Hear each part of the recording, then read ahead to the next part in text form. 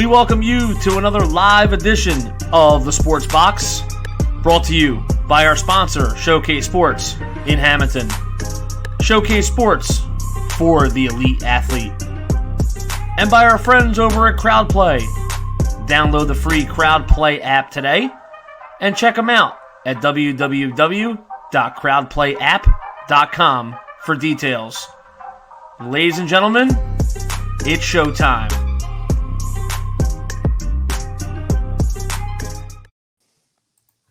Hey everybody, welcome to Cage My IQ. I'm your host, D-Bake. Joining with me, as always, is Jim. How's it going, Jim? What's up, man? I'm doing good. Fight week. I'm ready to break down these fights. Exactly. Today we'll be previewing UFC Fight Night, Cody Garbrandt versus Rob Font. What are you thinking of this fight card? It's a great fight card. A lot of exciting fighters. Tough to pick again. The main event is going to be a barn burner. Exactly. Before we get started with the preview for Fight Night, I got two things to talk about. First, I want everybody to check out Art of MMA. They were gracious enough to have me on as a guest yesterday, Mike and Brandon from Art of MMA, where we talked at Invicta FC coming up tomorrow. We talked about Bellator. We talked about both last week's UFC 262 and then this week's UFC Fight Night. Then we talked a little bit of news. Great two guys. They have a great podcast. I'll probably be on again, but you can check them out on YouTube at The Art of MMA, or you can find them at Twitter at The Art of MMA as well. So definitely check them out. And then other than that, as always, we're sponsored by 99 Jersey. If you don't already know, we are now partnered with 99 Jersey, the number one shop of boutique sportswear in the U.S. Whether it's football, basketball, or baseball, 99 Jersey has you covered.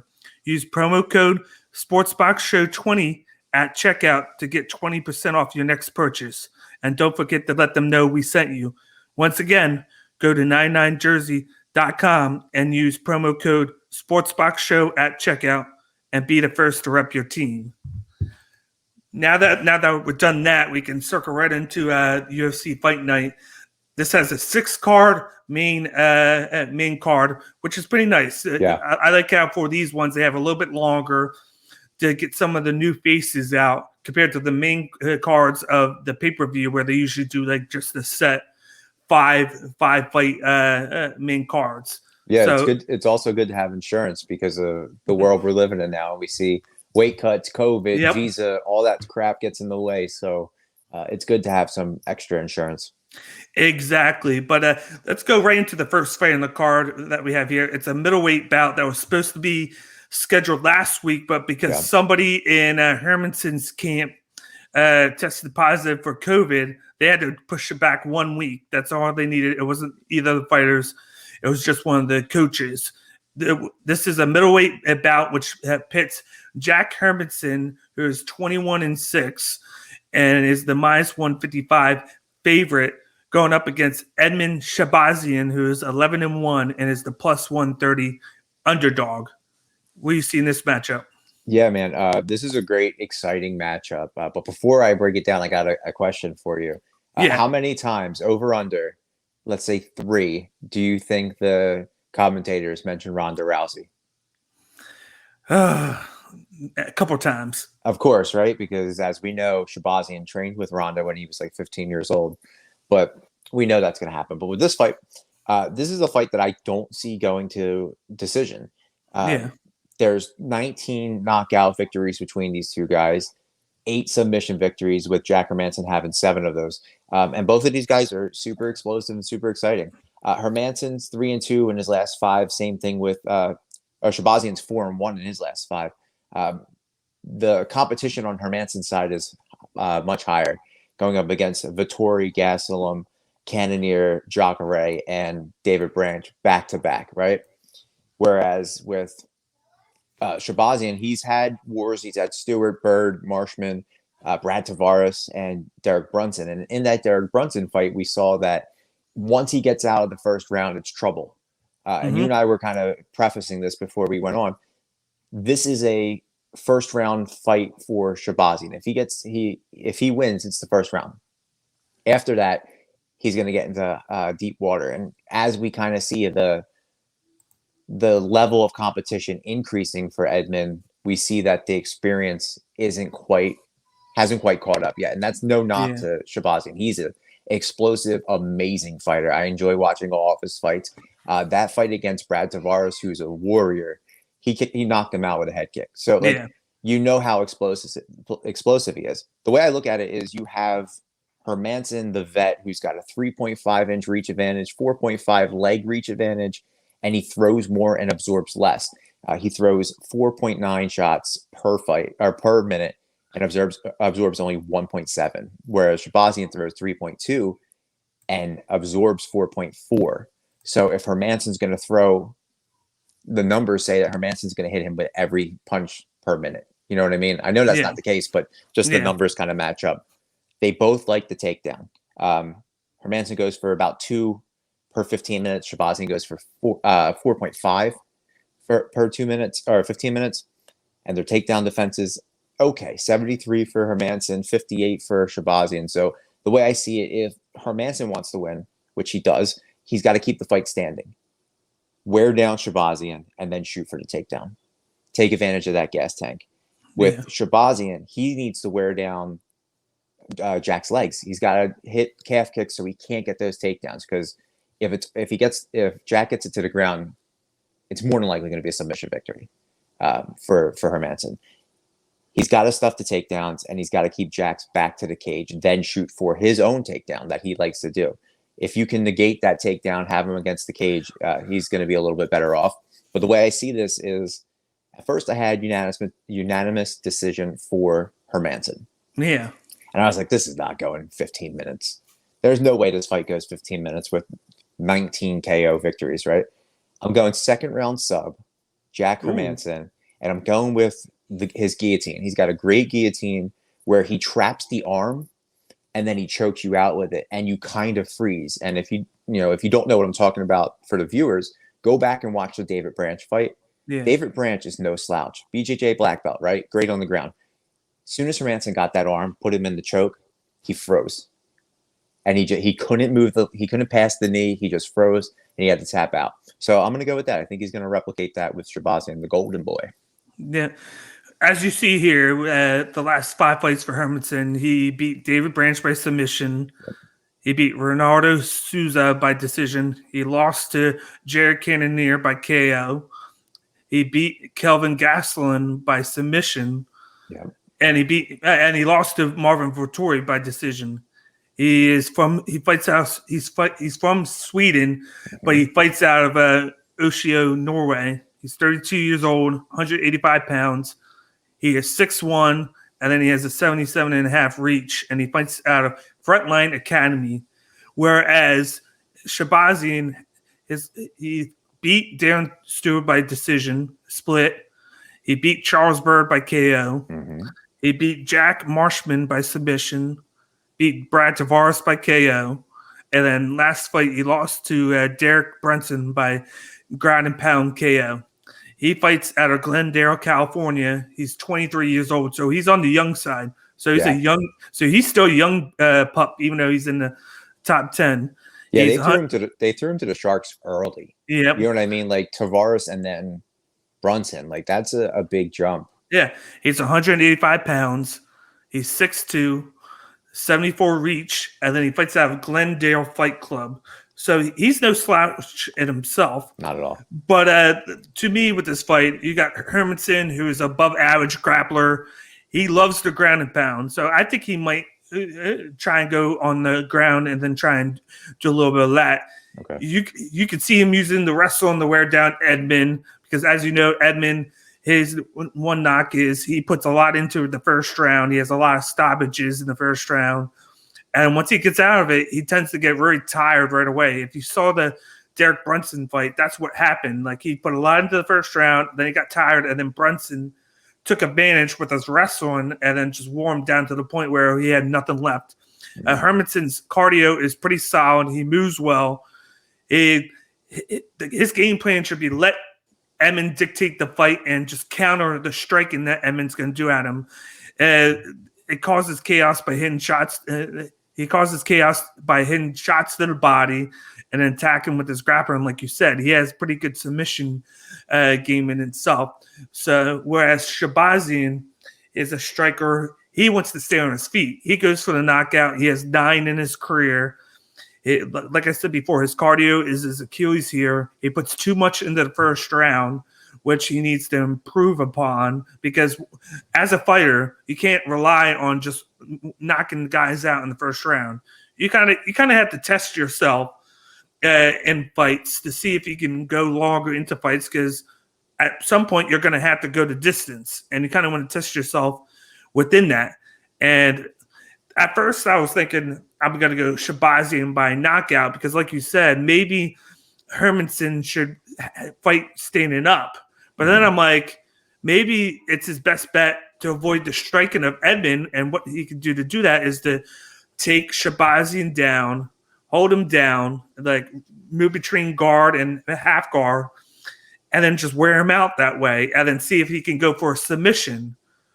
And then once round 1's done, you know that maybe Shabazian will be worn out a little bit from having to press and having to fight out of that position. And then it can go for the knockout, because I don't think it's going the distance. I don't.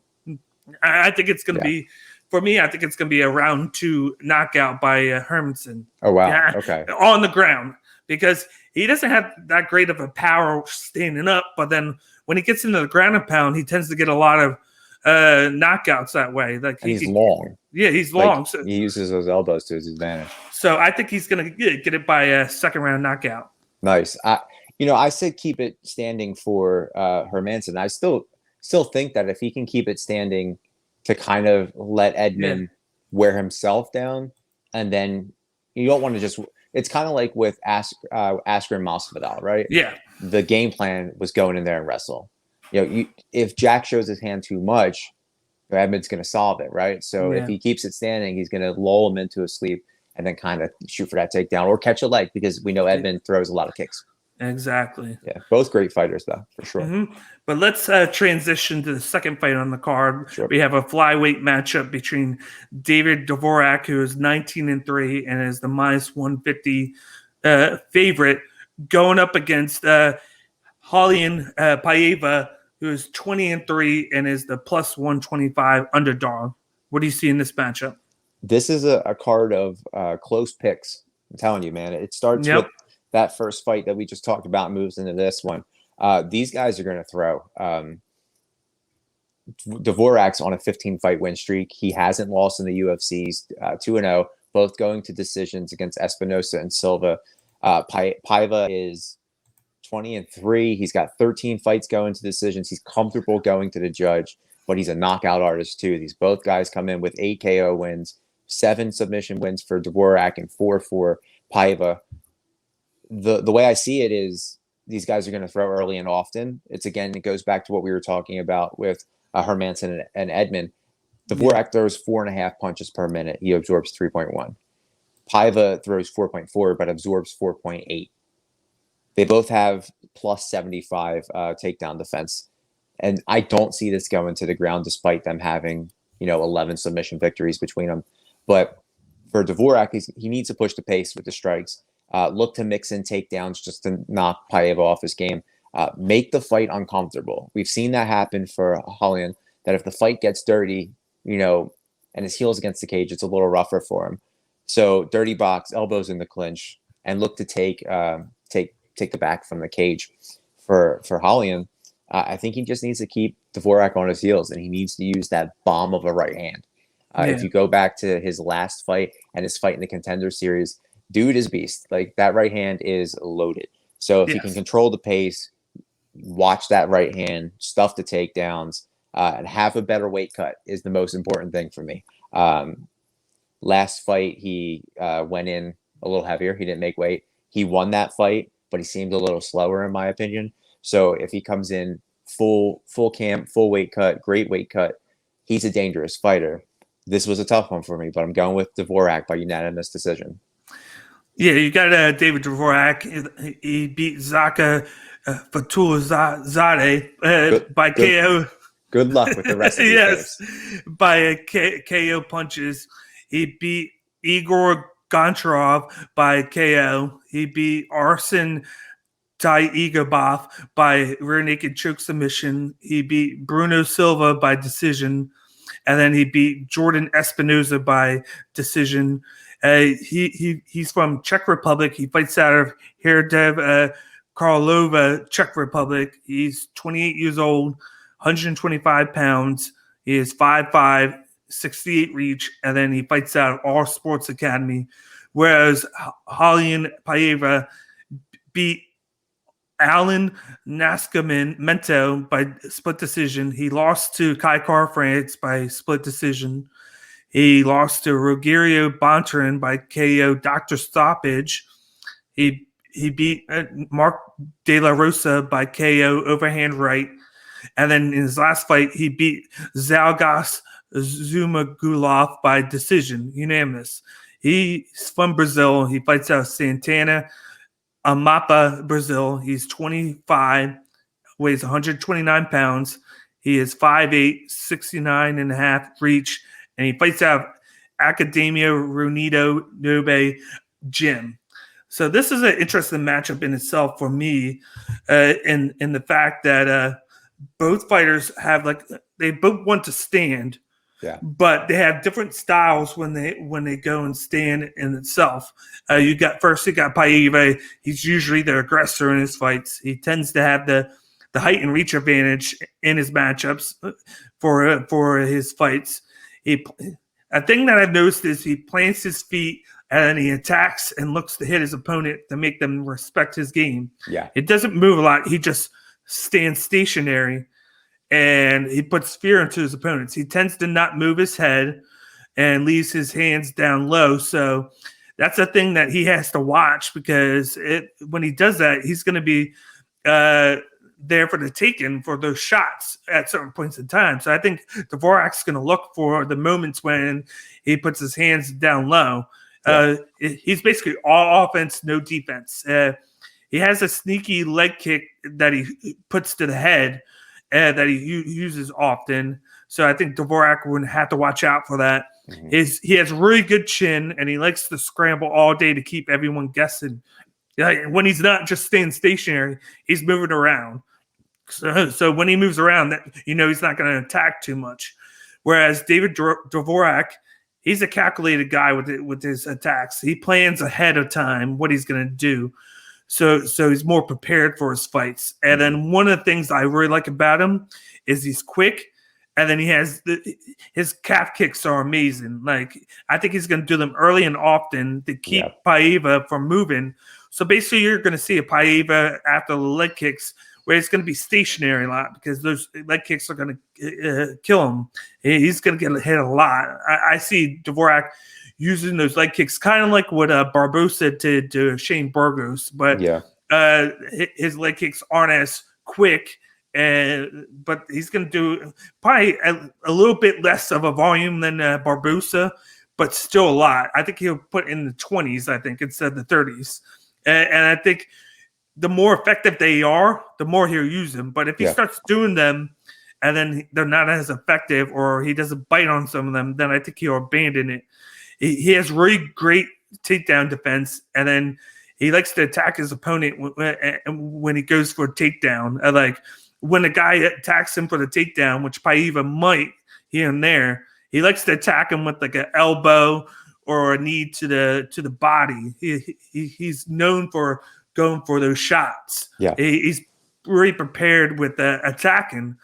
And that's why he's undefeated in the UFC. He's 19-3, but he's undefeated in the UFC. Yep. But in this matchup, I feel like he's going to do a lot of damage to the body. I don't see a knockout just because of the matchup here. You got a great chin by Paiva, and then you got great legs by Dvorak, but then he's smart.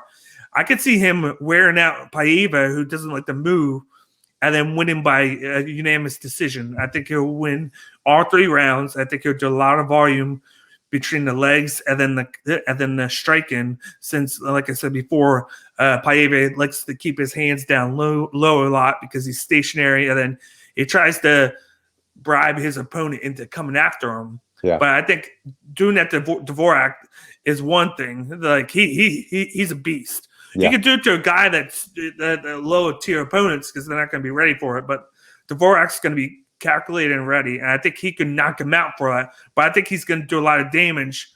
But Paiva will be able to withstand it. He'll just lose all 3 rounds by decision.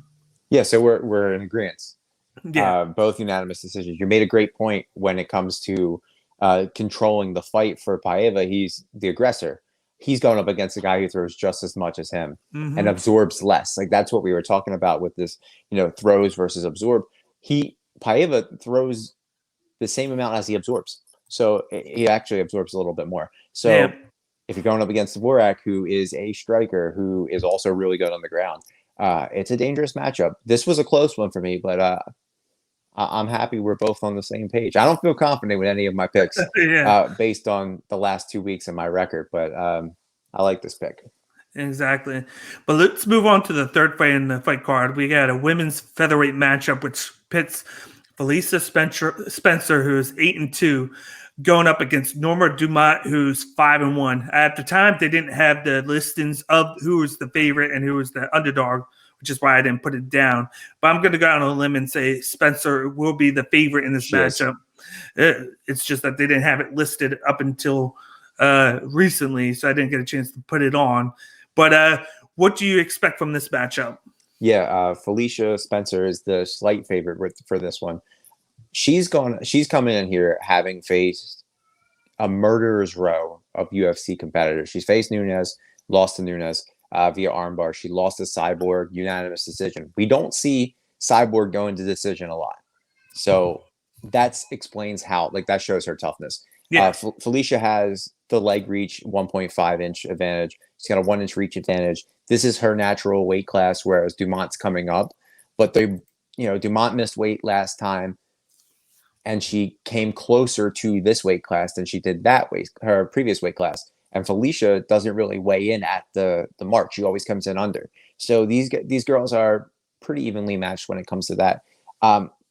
I don't see this going to the ground, although Norma Dumont likes to take it to the ground, 2.4 per fight, 100% takedown defense, where Felicia Spencer's is 14%. So that's glaring. The thing that sticks out to me is Dumont likes to throw hands a lot. 5.5 punches per minute. She absorbs 2.6. Felicia throws 3 and absorbs 5.5. So the way I see this for Dumont to win is she's going to have to keep the fight pace, throw a lot often, kind of like what you were saying with Dvorak. Keep throwing often. Initiate takedowns, capitalize on Spencer's takedown defense. Even if you don't succeed with them, threaten them. That way she's kind of off her game and she's not just thinking you're going to come in to brawl. And then mix in body shots to drop Spencer's hands. Dumont likes to hunt the body. So if she can keep hunting the body like she does, she's going to drop her hands, leave herself susceptible to a knockout. For Felicia, she needs to avoid the takedowns. Hopefully she worked on the takedown defense, and she needs to use her reach advantage. Leg kicks, body kicks to negate the bull that's coming in front of her. And then she needs to look for submission. I see this going Norma Dumont's way. First underdog pick for me, this one. I think if it's not a knockout, I don't think Norma's got knockout power. She's got 0 knockout wins in her. She's only fought 6 times, but I'm going unanimous decision, Norma Dumont. Okay, we got Felicia Spencer here. Her last 5 fights, she beat Pam Sorenstam by submission. She beat Megan Anderson by submission. That's a big win. She lost to Cyborg by decision. She beat Zara Farron by KO, ground and pound, and then she lost to Amanda Nunes by unanimous decision. She's from Canada. She fights out of Orlando, Florida. She's 30 years old, 144 pounds, 5'6", 68 reach, and then she fights out of the Jungle MMA and Fitness Gym. Whereas Norma Dumont has beat Patricia Borges by unanimous decision, Erica Ledian by submission, Mariana Moraes by majority decision. She lost to Megan Anderson by KO, and then she beat Ashley Evans Smith by unanimous decision. She's from Brazil. She fights out of Belo Horizonte, Minas Gerais, Brazil. She's Good 30 job. years old. She's 30 years old, 139 pounds. She is 5'7", 67 reach, and then she fights out of the Gordon Fight Team Gym. This is an interesting matchup in itself for me to think about because of the fact that Dumont likes to switch stances all fight. She's all about moving, switching between both ends. She has good combinations and a sneaky calf kick. She has raw power, so she's working on the power, but it's there. It's just not fine-tuned like a lot of fighters are. She should use her boxing to attack Spencer and needs to defend the clinch and takedowns in order to get ahead early. Her job is to get ahead early.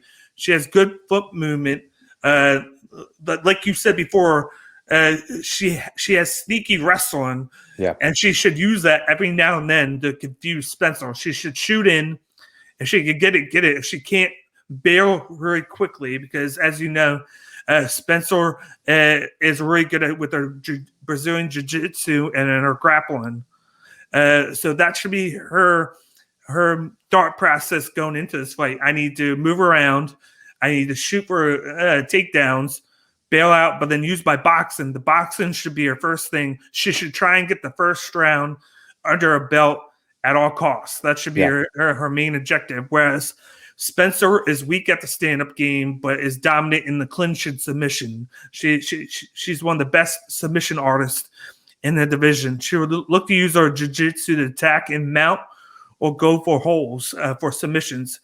Her chin is elite. As you know, she went to decision with both Nunez and Cyborg. So she can withstand a lot from her opponents, especially powerful punching opponents. When her grappling is struggling, she usually gets pieced up and gets flustered being too slow. So she's going to be slow in this, likely in this matchup, and it's for Dumont to do everything she can to get her speed up, get the judges on her side by getting a lot of striking going early, and then mixing a lot of, like I said, the wrestling in to keep her guessing. Because if she just keeps on doing the striking, Felicia Spencer is going to know that. She's going to game plan around that, and then she's going to try and get the fight down herself. So it's better for her to shoot down every now and then to keep her guessing than to just go with the striking and then play that guessing game hand, because she could get taken down by not doing it, and then it'll be in her best bet to do it. And I feel like in this matchup, like I was thinking, I'm no crazy one because I was thinking Norma Dumont. Yeah. And that's the way I'm going. I'm going by Norma Dumont by decision victory. I think she'll do the first round. I think she'll take it. I think Spencer will kind of re-up her plan, and then she'll take Dumont down round 2. She'll get that because she'll hold guard for a while and go for submission. She won't get it though. And then in round 3, I got Dumont come back in, switching her game plan just a little bit to pull out round 3. I think she will have a little bit of a good use out of her striking and then her defense, defending the takedown to squeak out the 3rd round, and then she'll get the judges 2 rounds to 1 and pull off the big upset in this matchup. Okay. I'm curious to know where you stand with this. You know, you talked about how good her Felicia Spencer's BJJ game is. Do you think it's an error on UFC's part, the listing of a 14% takedown defense? I think it's just because she probably does it so much because she's not a stand-up person. She's more of a grappler. So I think maybe it's she shoots for a lot and then she might not get it, but when she gets it, she is very effective with it. Yeah, I mean, it's like according to their stats, it's 0.6 per takedown. So like, what are we expecting her to just, stumble a little bit, drop the guard, and hope that Dumont like engages? Yeah, like it's crazy. It's crazy, but she is great at BJJ. If you think of the Brazilian jiu-jitsu, they like being taken down because then that's when they can attack you, especially on their back. Yeah, they think that you're in control. Yeah, and then you strike. So maybe in this matchup she might let Nora Dumont get her down because and let Dumont be like, oh, she got me, like I'm in good position, and then that's when Spencer strikes. Gets her with a crucifix Yeah, or like a Kimura. yeah, and then just gets her out of nowhere because she's expecting that she got the takedown because she won it. When in doubt, Spencer probably let her take her down at that point. That would play out great. I want to see that happen. I want that fight to happen right now. I can't wait. Exactly, and then that's what my thought process is with that. She could go differently, but I feel like that's the type of person Spencer is, because I've seen a lot of fighters do that, and then the commentators be like, they're allowing them to take them down because they want to get that submission because they work. That's jiu-jitsu artists work well on their back. That's their game plan right there. Yeah. She's not going to stand and trade with Dumont. She's going to avoid that at all possible. Knowing that, because if she does, she's going to get picked apart by Dumont. So I could see that happening. Whereas, like you said, this could get crazy, and we could see an upset because of it. Yeah, I'd be happy. I'm happy either way. I like this matchup for sure. So like I said, I got Nora Dumont by unanimous decision. Same.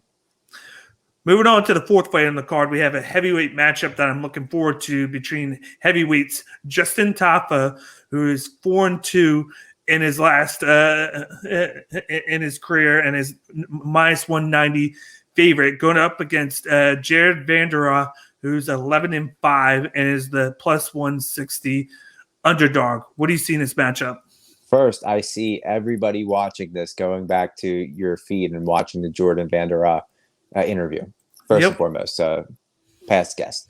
The odds astound me. I know it's not crazy, but they're so confident on Justin Tafa. He's a great fighter. 4 KO wins. All of his wins are knockouts. This isn't going to go to the ground. I don't think Tafa's going to shoot for takedowns. I think that he's going to hunt heads, kind of like Mark Hunt. He reminds me of Mark Hunt a little bit. And it's not just because of the tattoos, but like his style is very Mark Hunt-esque. I think they trained together, if I'm not mistaken. I was just thinking that. I think they trained together. Yeah, and then Jared, he's kind of well-rounded. 7 KO wins, 3 sub wins. I see him actually trying to take this to the ground to exploit Tafa's ground game. We haven't seen that yet. We haven't seen him get taken down as much as people wanted to see. They're both 3-2 in their last 5. I'm sure you're going to go over that. The thing that's glaring is Jared's got a 6-inch reach advantage. He's the bigger boy in this fight. Yep. He's got a 3-inch leg reach. Tafa throws a lot. He headhunts. He's got a powerful right hand. If he wants to win this fight, he needs to get inside of that 6-inch reach. Do what he does best and throw hands and watch for takedowns and then cut off the cage. As a longer guy myself, if I had my back to the cage, I don't think I could get a full extension of my power. For Jared, use the 6-inch reach advantage. You got it. Use it, right? Mix in leg kicks to keep him at bay. Tafa is going to go forward. So attempt to get a takedown. He's got 3 submission wins, like we said. And then keep the fight in the center of the cage. Shorter cage, like I said, favors Justin Tafa. So I'm going to go out on a limb on this one. This is my wild card pick. I'm going with Jared, mainly because he was on the show. But also, I'm going with a submission victory. I think he's going to get him in a triangle. Yeah. At first, we got Justin Tafa. He beat Jeremy Joyner by KO. He beat David Tamapu by KO. He lost to Jorgen De Castro by KO. He beat Juan Adams by KO. And then he lost to Carlos Felipe by split decision. Even though he looked pretty good in that matchup up until the last round or so. He's from Australia. He fights out of Australia. He's 27, 200. I believe it's 265 pounds. He's 6 foot, and then he has a 74 reach. Whereas his opponent Jared, he beat Ricky Michalos by KO. He lost to Renan Ferrer, a PFL, by submission triangle choke. He beat Tony Lopez by decision. He beat Harry Hunsucker by KO on the Dana White Contender Series. And then he lost to Sergey Spivak by KO ground and pound. He's from the United States. He fights out of Hemet, California. He's 29 years old, 265 pounds. He's 6'4". He's a 60 reach. and then he fights out of both Dan Henderson's Athletic Fitness Center and at Team Quest Athletic Center. So he's part of that group, so you got to watch out for that. But this is going to be an interesting matchup. You got Tafa, who's known for his striking and his underrated boxing leg kicks. He likes to lose those leg kicks now, where he kicks you low, because he's usually thinking about going for that overhand shot that knocks you out. But he started to mix in those nice leg calf kicks in to kind of slow his opponents down. Like I said, he's going to look to knock his opponents out. He has several knockouts in his career. He has to work on closing the distance and staying within range of this matchup because, as you know, Jared has the big reach and height advantage. So if he can get to the inside of him, he's going to have great advantage over Jared because Jared's going to want to keep the reach, knowing that he has the longer arms and height. And then Justin's going to need to attack the body in this matchup, I think. He doesn't do that much, but I think in this matchup, it's going to be a pretty big game plan for him to attack the body, and especially with his legs. With the legs, with the body shots, do a little bit of both. That way, later on, he can fight for the knockout like he likes to. If he can just be patient, the moment will be there. Whereas Vanderer has a big height and reach advantage. He specializes in jiu-jitsu, and he has an underrated wrestling background. He'll look to keep the distance, shoot for takedowns, and then keep Tafa from getting comfortable and have any range with his boxing. That's where he's going to use his hands to keep him at bay. Just like you see in the UFC a lot. Like you start seeing it with Conor McGregor, where he keeps his hand out to keep the reach because he has that. That's what I think Jared's going to do. The ground level will be Jared's best friend. He can tire him on the ground, keep him from wanting to stand up and get the knockout. And Jared needs to attack Tafa when his lead leg is down low. He has horrible takedown defense, so it might be something where maybe we see Tafa shoot for a takedown. Big things have happened, so he's not known. He's not known for it, but with how bad Jared's defense is with that, maybe he does it. I've been trifling between which guy I'm going to choose in this matchup because I still don't know who I have winning this, but I think I'm going to lead towards Tafa in this matchup just because he has the success in the UFC, whereas Jared doesn't yet. He did win the Dana White Contender Series, but Spivak was his first fight with the promotion, and then he lost. And I feel like he doesn't really excel too much at anything in particular. Like he's good at basically a lot of things, but he's not exceptionally good at one thing. Okay. You could point towards jiu-jitsu, but he needs to show it first. Whereas I feel like Tafa has improved a lot over the last couple of fights. Even though he lost, it was still a split decision, but he did more of like a complete fight with that, where he was able to go for his boxing and then his overhand shots. But then like I said, he mixed in those kicks now, which could be a big thing in this matchup. If he can kick him, Jared, and then put some hurt on him and then confuse him a little bit, go for the body, and then when Jared's trying to protect his body and whatnot, go for the knockout shot. I'm going to actually go Justin Tafa by first round knockout. Nice. I hope Jared watches this. I hope he watches this and he never interviews with you again and only interviews with me. But you want to be the first. You're right. Shout out Sam Alvey. Justin Tafa is an exciting fighter. I'm telling you, like, very reminiscent of Mark Hunt for me, but he's undersized height-wise in this division. So this is really a big test for him because once he goes up against, you have Francis, who's well over 6 feet tall. Cyril Gane is over 6 feet tall. John Jones over 6 feet. Alexander Volkov, Derek Lewis, these guys are big guys. He's 6 feet tall. Not saying that 6 feet isn't a large height, but you have to mix up your game. You can't just be a boxer. In today's MMA and today's heavyweight division, you can't just be a move forward boxer. You have to implement, leg kicks. You have to threaten takedowns. We see the best transition and evolution in their game is Derek Lewis, in my mind. Yeah. You know what I mean? Where he's And- shooting for takedowns against wrestlers. Yeah. We're not going to see that with Justin Taffa. If there's a fight, if I was Justin Taffa and I had to watch a fight for this, watch the very first Daniel Cormier-Stipe Miocic fight. Yeah. Because what Daniel Cormier did was he used his wrestling, but then he was a small guy, which he's going to be. And what he did was he timed that uppercut that he used because he's the shorter guy, and he got on the inside like he should, and he hit him with it, and he knocked him out. Yeah. That's what he needs to do. He needs to get inside any way possible, because once he's inside, he has the advantage. Yeah, his overhand right is deadly though. Yes. And going up against a taller guy, it's a bigger target because you can just throw it with reckless abandon. Yes. So it's a close one. I'm a homer with this one because Jared was on the show and he's friend of the show. I wanted to support him, but I just feel like Taffa. I just have a feeling that he's going to knock him out. It's okay. You can pick him here and then just put your money on Jared. It's fine. Yep.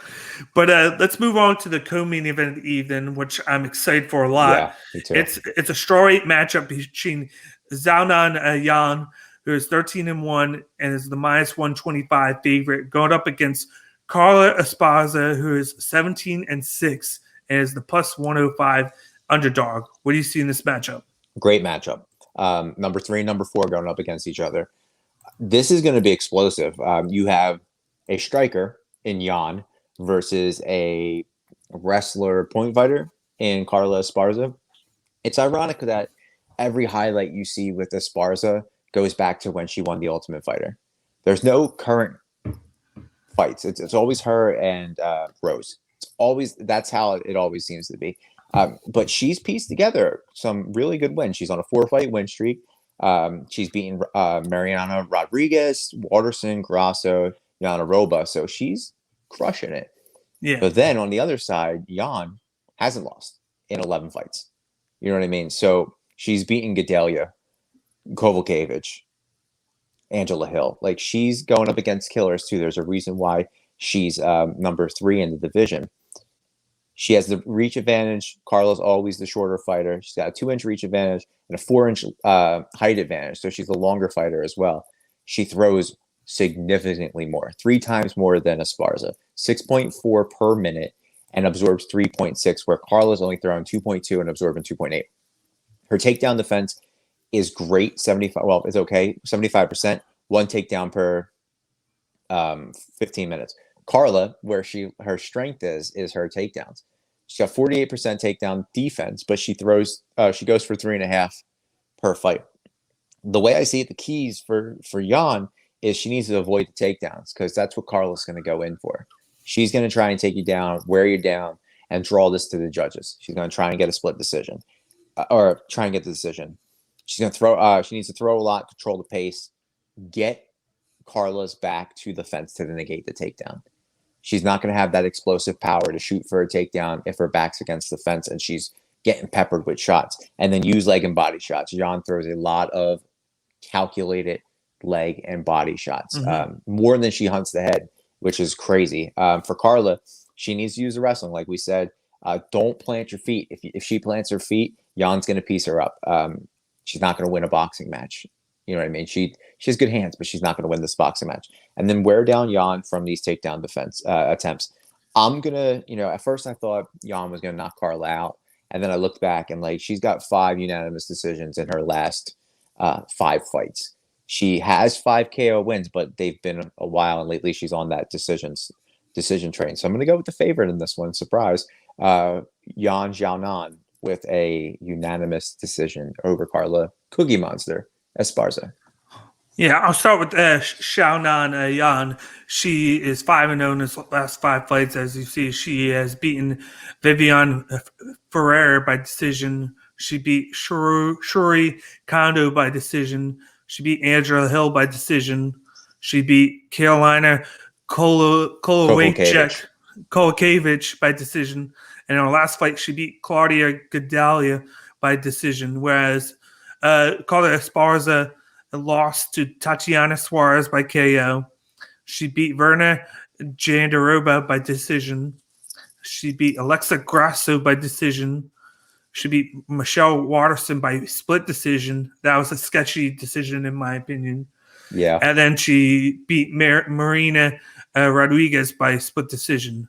Yan is from China. She fights out Shenyang, Lian, China. She's 31 years old, 115 pounds, 5'5", 63 reach, and then she fights out Extreme Sonda Gym, whereas Esparza fights out Redondo Beach, California. She's 33 years old. She's 116 pounds, 5'1", 6'3 reach, and then she fights out Team Oyama Gym. This is going to be a really good matchup. Mm-hmm. To me, this is going to be a fight of the night right here. Same. Whereas you got a person like Esparza, who is more of the wrestler, ground and pound artist, but in the sense of the last 5 fights, she's been more of like the lay and pray artist. If you catch my frame there, she gets her opponent down and then she just lays on him, presses on him, and wears him out. She doesn't really do too much offense, and then she tries to mix in a little bit of knees and elbows, but it's mostly just her laying on her, applying pressure, and then trying wearing her out by being on top of her. Whereas Xiaonan Young is great with her movement. If this was a 5-round fight, she'd have great cardio. Yep. She's gonna be quick on her feet. Her boxing and striking's really good, and her striking's really quick, so she's gonna land a lot on the feet. She's going to want to stand up and trade shots with Carla. But the Achilles heel on this is her takedown defense is really bad. It's easy for her opponent to take her down. So, which isn't good. She's going to stand up, but then Carla's going to get her down. So it's going to be like one of them's not going to happen. It's going to be on the ground or it's going to be standing up. Not really much. That pace is killer. You know, Yan moves forward quickly. So is Carla going to have enough time to shoot for that takedown? So she's going to – the game plan for Yan is going to be moving around quick, keep it going, not staying in one spot, hit and move out, and move out. Whereas Carla's going to try and pinpoint where Jan's going to be and then go for the takedown. She's going to try and have to use her telekinesis to – plan for the takedown, and she's going to take a little bit of chances in this matchup to get the fight to the ground, because once it's on the ground, she's going to probably be able to hold her down for a majority of the round and sneak the round that way. But even if that happens, what Yan needs to do is just keep landing shots, even if they're staying up or she's on her back. Okay. Because the judges lately are very swayed by amount of volume that you put in, even though you're taken down. If you remember the Kunitskaya matchup, where that's basically what happened. She got taken down and laid and preyed on, but because she kept on being active and landing a lot of shots, she was able to get the win because of the difference between volume. And I think this could be a similar situation where even if she gets taken down, she'll keep hitting. But I think I've said this before. I think the first round is going to be big for Yan to get in her pocket because of that. And then because of that happened, I think that's going to happen. I feel like Jan's going to win it by a unanimous decision. I think 2 rounds to 1. Nice. I feel somewhere Esparza is going to take a round just because she gets her down. But I feel like the other two, I feel like the movement of Jan's going to be too much. And she's going to land a lot of shots, and she's going to get ahead early. And then even if she gets taken down because she got ahead early, she's going to be in good sitting right there, and she's going to win by unanimous decision. Yeah, I agree. And I also agree with you about the judging, man. They've been suspect as of late, and Texas is a whole nother animal. If you watch the 262, all you can hear is Joe Rogan talking about the Lando Venata fight from the prelims to the main card. They should be talking about the Chukagan fight. Yeah, for sure. The way I look at it kind of is Carlos Esparza and Angela Hill are on the complete opposite sides of the judge's favor, where both the last 2 split decisions for Esparza were super sketchy. And congratulations, you got to fight your number 4 where you're at.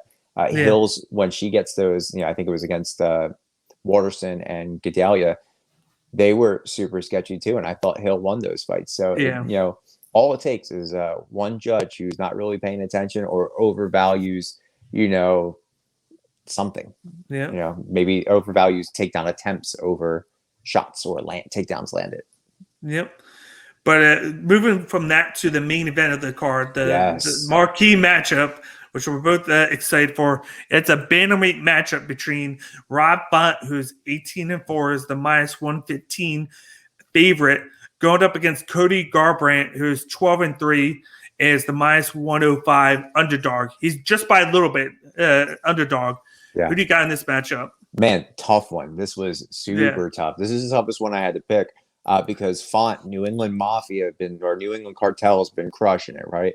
He's just on the rise, 18-4, 8 knockout wins, 4 submissions, 6 decision wins, 3-2 in his last. Pieced together a masterpiece against Marlon Moraes' last fight.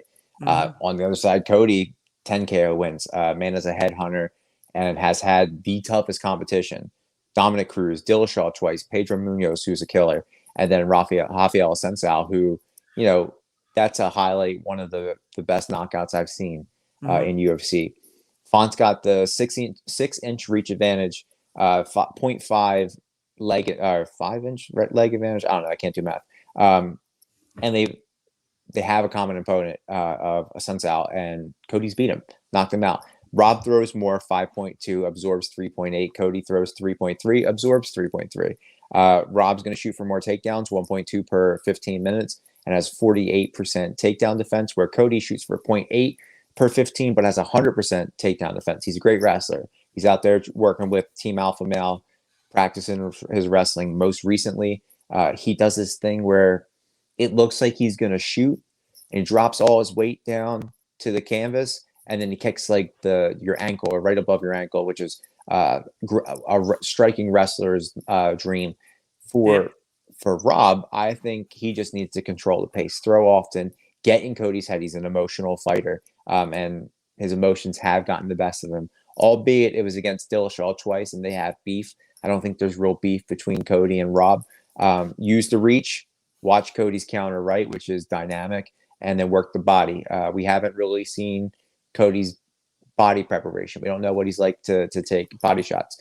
With Cody, he needs to choose a shot like he did against Rafael Assunção. Stay calm, mix in leg kicks like I was talking about to keep Font at distance. Use wrestling to mix it up. I think everyone's counting Cody out because he lost 3 in a row, right? Before beating Assunção. He went up against a champion who, when he's on PEDs, is one of the best ever. And then he went up against Munoz, who's an absolute killer. I was tough, man. I picked this driving home today. Like it goes back and forth. I'm going with Rob Font by decision. I think that if Font wins, he should get the title if Sandhagen loses.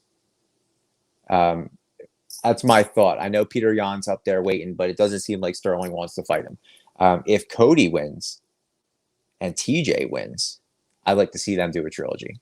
And that's your number 1 contenders match. But that's just me. I want to hear what you got. This is your show. Well, first off, that they just announced the other day that Sandhagen Dillashaw was rescheduled. Yeah. So it's going to be in July. So keep an eye on for that one. That's going to be dynamic. It's going to be a great fight. And then they just announced that Jose Aldo will be fighting Pedro Munoz in the first week of August. Yeah. So that's going to be another good one there. But this is the stereotypical. It's the 3-ranked fighter versus the 4-ranked fighter. Rob Font, in his last 5 fights, he beat Thomas Almeida by KO. He lost to Rafael Assunção by decision. He beat Sergio Pettis by decision. He beat Ricky Simone by decision, and then he beat Marlon Moraes by KO, TKO punches. Yeah. He fights out of Boston, Massachusetts. He's 33 years old, 136 pounds. He has the 5'8" height, but then he has a 71.5 reach. Yeah. And then he fights out Luzon MMA gym, whereas Cody Garbrandt has beaten Dominic Cruz by decision back when he won the title. He lost to TJ Dillashaw twice by KO punches. He lost to Pedro Munez by KO punches. And then he beat Rafael Sunsel by an amazing right hook KO with 1 second left in the round. Yeah, the bell went off. Yes. It was crazy. Yep. He fights out of Sacramento, California. He's 29 years old. He is 136 pounds, 5'8", only has a 65.5 reach.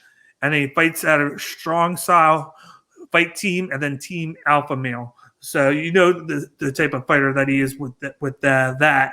But then this is a really good matchup because you got Font. He has a nice reach advantage. He will use his jab, and then he specializes in kickboxing.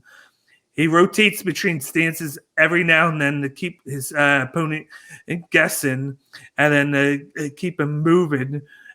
He might need to go for the takedown in this fight every now and then to keep Cody from getting too comfortable. As you know, Cody is comfortable with this striking, and then he plays a mind game. So if he can make Cody do more, that'll be better for him. Whereas Cody has excellent boxing with dynamite striking power.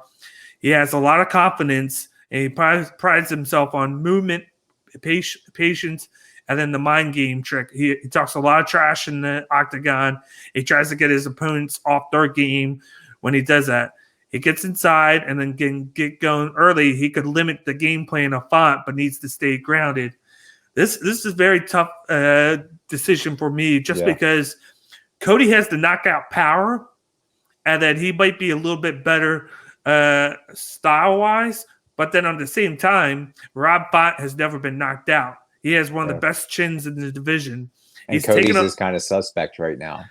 And then that's why I think a lot of people are swaying towards Rob Font, because that's what Cody's going to go for. He goes to the knockout. That's what he is.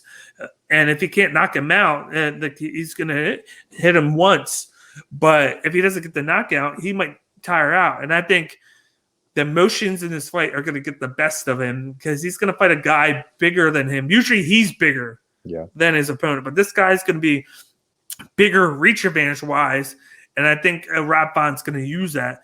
He's got the better movement. He's going to move around, and then he's going to avoid the shot. And this sounds crazy, but I got Rob Font by second round KO. Nice. Well, listen, it doesn't sound crazy. Rob Font, he trains with Joe Lozon, right? Yes. So he kind of reminds me of Joe Lozon in terms of body frame. He's tall, he's lean, and he's lanky. He's super long for that division. And like I said, man, Cody's chin, I'm not going to say suspect. I'll take that back. But he's been knocked out three times in his last 5 fights. And that's against guys that he's bigger than. He's going up against a guy who's bigger and has a 6-inch reach advantage. Yeah. That's wild. That's wild, man. That's like going up against another weight class. So that's the difference maker for me. I've been a fan of Cody since he came in, and I like Rob Font. It's hard for me to pick against Cody, but that reach advantage and, the fact that he's never been knocked out, and Cody has been these last 3 or 4 fights, it weighs heavy on my heart. Yeah, me too. And I was a big Cody fan, but then he went on that losing streak. I feel like he lost himself a little bit because he tried to press too much for that knockout. And I want to see a more complete and more patient Cody. But I feel like he's catching Rob Font at a bad time, because Rob Font is riding high right now, especially at that Moraes fight. And a lot of people are saying he beat Moraes when Moraes got beat by Sandhagen. And then came back too soon. I don't think it's too soon. He took the fight. That's on him. And you can't take that away from Rob Font, because he still won. Yeah, you can't stay idle. Look at Justin Gaethje. People are forgetting about him. And Peter Yan. Yeah, look at Rogerio Bontrain. Here's when his fight, he lost to Kai Kara France. And then he took a fight on short notice against Matt Snell, and he dominated the fight, even though he came in 1 pound overweight and he didn't look in shape. Yeah. But he still won it, and then he gets that confidence boost. Yeah, and we So know that's what that. Rob Font did. Yeah, and we know that Dana White has a short-term memory when it comes to fighters. Yeah. It's the most explosive, the most dynamic fighter. If you win impressively, you're getting the next title shot. Yeah. Justin Gaethje, I'm going to keep saying it. People are forgetting that he's an active fighter. Yeah. He's got no matchup. He's just waiting patiently to get a shot. Now at Charles Oliveira, he might not be next in line. Connor and Dustin are fighting. The winner could get that. If Connor wins, he's going right for a title. He's not going to fight Gaethje. And then you got what's his name? Who just Benio Dariush? Who just shot up all the way to number 3. He's going to fight Gaethje. Who he said? Well, there's a thing. I don't think he will because they're good friends. Oh yeah. And then they've said it on occasion that they're trying to avoid fighting each other unless the other's a champion. Yeah. But he said originally he was going to sit out until the fall or maybe the end of the year to fight. But then they talked to him the next day, and he said that if they offered him the fight against Oliveira, he'd be down for it right away. As long as it's for the title, he'd be down for it, right? Yeah. Because he's going to be having a baby soon. So it was you'd be foolish not to take the title shot, unless it's like 2 days notice. But as we see Masvidal, he took the title shot, and his stock was higher than ever. So yeah, I don't know, man. I think Font's making the right decision stepping in here. I think he's going up against a super tough fighter in Cody. I think Cody's taking the right step and not waiting, and he's trying to build his way back up to the dominant legacy he was creating. He just needs to stay out of his head. He was going through a lot with Dillashaw and with Munoz. Hopefully he comes in calm. I just think a lot of people don't know about Rob Font because of his fights. He hasn't been in a lot of main events. He hasn't been in any main events.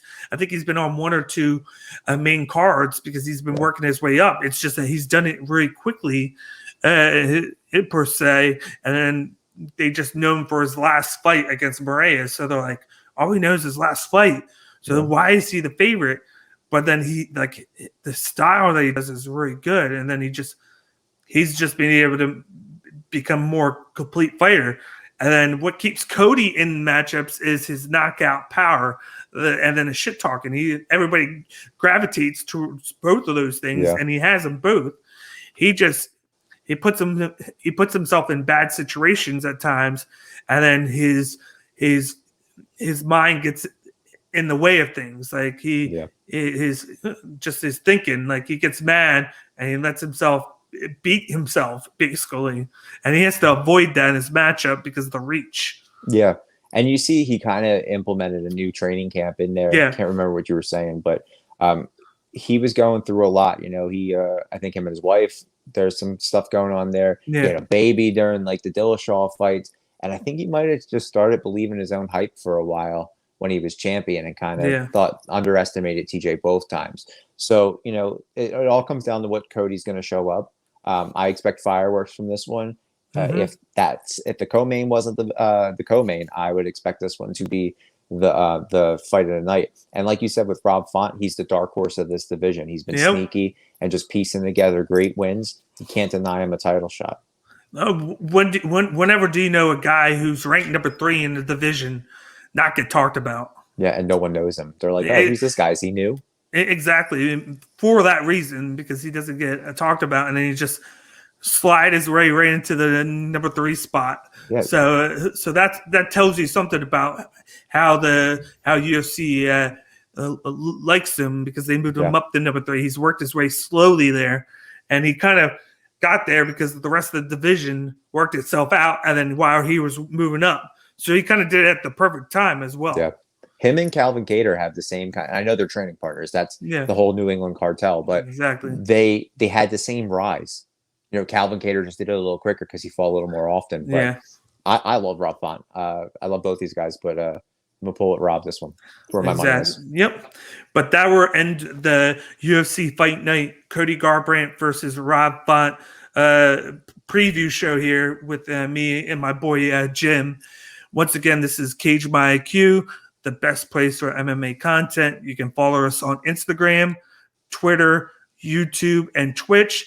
Don't forget to subscribe to the YouTube page. We just today hit 100 subscribers, so we want to. Now we're going to shoot for 200 subscribers now. So subscribe to the YouTube channel at Cage My IQ, and then check out all of our content there. We do preview and recap videos for UFC, PFL, Bellator, and then one championship. And then we also do interviews. I just did one with Brian Barberina and Stan Farrell-Tex, so they'll be getting released soon. And then I got more on the way. So if you don't want to miss any content or interviews, go to YouTube and go check out all of our content on there. It's great content, and then we pride ourselves on putting it out that so everybody who misses events can go to it and read our stuff. So check out all that at Cage by IQ. And then once again, we're sponsored with 99 Jersey, the best place for jersey selection. Use code SportsBoxShow20 at checkout to receive 20% off your next purchase. Once again, that's promo code SportsBoxShow20. If there's a jersey that you like, whether it's baseball, basketball, football, or even if you like the Mighty Ducks or Space Jam, just go to www.99jersey.com and use the promo code right there to receive 20% off your next purchase. And mainly let them know that Cage by IQ sent you. Definitely. So we can get that feedback. But anything you want to say before we get going? No, man, just have a great weekend. Enjoy these fights. Listen to my podcast. Definitely check his podcast out every Wednesday that he puts out. What do you guys talk about this week coming up? Oh, put me on the spot. I don't even remember. We're talking about MODOK, the animated Marvel Hulu show. It's going to be weird. It's going to be real weird. And then in a couple of weeks, you'll be doing your Saturday morning episodes for Loki, which I'm excited for. Fingers crossed, man. Fingers crossed we can coordinate that. Exactly. But once again, I'm your host, D-Bake. This is my co-host, Jim. This was the UFC Fight Night preview. And then I hope you guys have a wonderful rest of your day. Thank you for tuning in. See ya.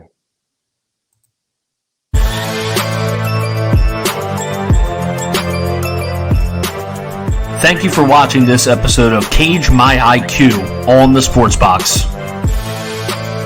Please remember to follow us on all of our social media outlets. On Facebook at Sports Box Show, Twitter at Sports Box Show, Instagram at The Sports Box Show. Find us on YouTube and join Outside the Box, our Facebook sports discussion group. The Sports Box is brought to you by our sponsor, Showcase Sports in Hamilton. Showcase Sports for the elite athlete. And also our friends over at CrowdPlay. Download the free CrowdPlay app today and use promo code THEBOX at sign up for 10 free points. Thank you for joining us.